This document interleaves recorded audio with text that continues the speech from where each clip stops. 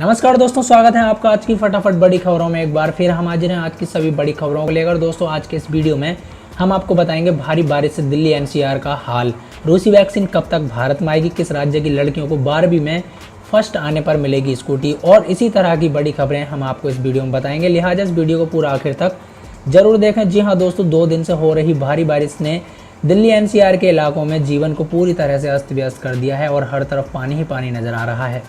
जल भराव के कारण दिल्ली, गुरुग्राम, नोएडा और गाजियाबाद में कई जगहों पर भारी जाम भी देखने को मिला और वाहन डूब भी गए। सबसे बुरा हाल गुरुग्राम का है, जहां साइबर सिटी के आसपास का पूरा इलाका जलमग्न हो गया। शहर में इफ्को चौक स्थित एक मुख्य सड़क धंस गई। भारतीय मौसम विभाग के अनुसार अरब सागर से आ रही दक्षिण पश्चिमी हवाओं और बंगाल की खाड़ी से आ रही दक्षिण पूर्वी हवाओं के कारण पिछले 2 दिन से दिल्ली एनसीआर में भारी बारिश हो रही है। बुधवार को हुई भारी बारिश से दिल्ली के प्रहलादपुर अंडरपास, गुरु नानक चौक, Moti Bagh, Minto bridge, BRT corridor, संगम विहार, बदरपुर बॉर्डर और आश्रम चौक और इसके अलावा ओखला मंडी में लोगों को विशेष समस्याओं का सामना करना पड़ा। दिल्ली में कई जगहों पर इतना पानी भर गया कि पूरी गाड़ी इसमें डूब गई। प्रहलादपुर इलाके में तो अंडरपास के नीचे पानी भरने से पूरी की पूरी बस इसमें डूब गई और क्रेन की मदद से इसे बाहर निकाला गया। जलभराव और पेड़ गिरने के कारण शहर में कई जगह जाम भी लग गया। बढ़ते हैं आज की एक और बड़ी खबर की ओर। रूस ने दुनिया की पहली कोरोना वैक्सीन बनाने का दावा किया है। रूस के राष्ट्रपति व्लादिमीर पुतिन ने सबसे पहले 11 अगस्त को पहली वैक्सीन का ऐलान किया था। पुतिन के मुताबिक इस वैक्सीन का 2 महीने तक इंसानों पर परीक्षण किया गया। रूस के मुताबिक वैक्सीन ने सभी सुरक्षा मानकों का ख्याल रखा है। रूसी स्वास्थ्य मंत्रालय की ओर से इसे मंजूरी भी दी जा चुकी है। इस वैक्सीन को मामलेया इंस्टीट्यूट के साथ रूसी रक्षा मंत्रालय ने विकसित किया है। हालांकि दुनिया में कई वैज्ञानिकों ने इस वैक्सीन के सुरक्षित होने पर संदेह जताया है, जिसका रूस ने खंडन किया है।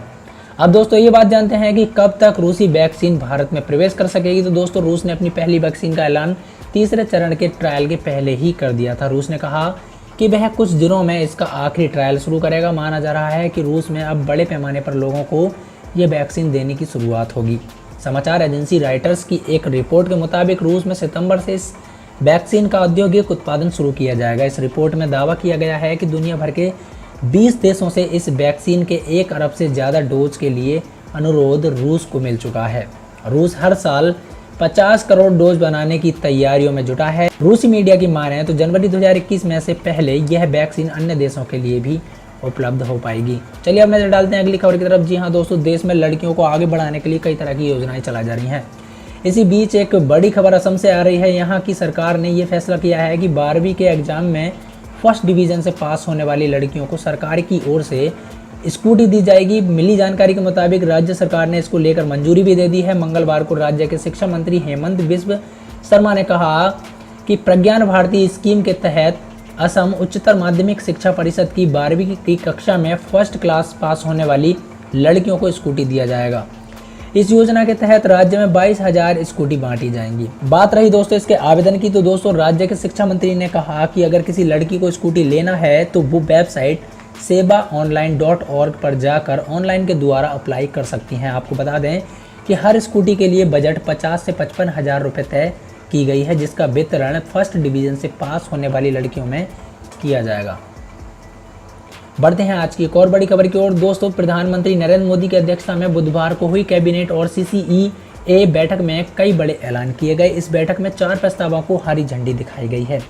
कैबिनेट ने देश के और 6 एयरपोर्ट का मैनेजमेंट और ऑपरेशन प्राइवेट प्लेयर के हाथों सौंप दिया है। इसके साथ ही नेशनल रिक्रूटमेंट एजेंसी को अधीनस्थ पदों के लिए CET आयोजित करने का भी अधिकार दे दिया गया है। तो चलिए आपको बताते हैं कि इस मीटिंग में क्या क्या बड़े ऐलान हुए हैं। दोस्तों, सरकार ने देश के युवाओं और बेरोजगारों को ध्यान में रखते हुए नेशनल रिक्रूटमेंट एजेंसी को ही CET आयोजित करने का अधिकार दे दिया है। इसके तहत साल में 2 बार टेस्ट होगा और 1000 टेस्ट सेंटर बनाए जाएंगे, जो कि जिला हेडक्वार्टर में बनाए जाएंगे। परीक्षाएं 12 भाषाओं में होंगी।